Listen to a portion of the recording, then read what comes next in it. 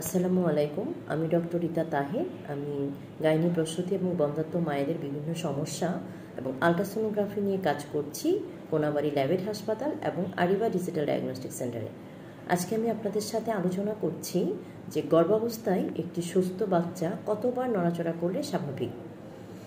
প্রথমে আমি বলে নিচ্ছি, বাচ্চা নড়াচড়াটা কিন্তু আপনারা টের পাবেন 5 মাসের পর থেকে। প্রথম বাচ্চা যদি হয় সেটা 6 মাসের পরে, এবং দ্বিতীয় বা তৃতীয় বাচ্চা হলে সেটা 5 মাসের পরে নড়াচড়া টের পাবেন।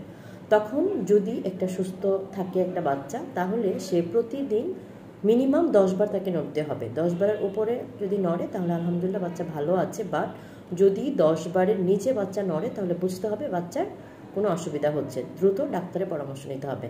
তার মানে বাচ্চাকে অবশ্যই 10 থেকে 12 বার, মানে 10 বারের উপরে প্রতিদিন নড়াচড়া করতে হবে। তাহলে বুঝতে পারবো যে আলহামদুলিল্লাহ বাচ্চা ভালো আছে।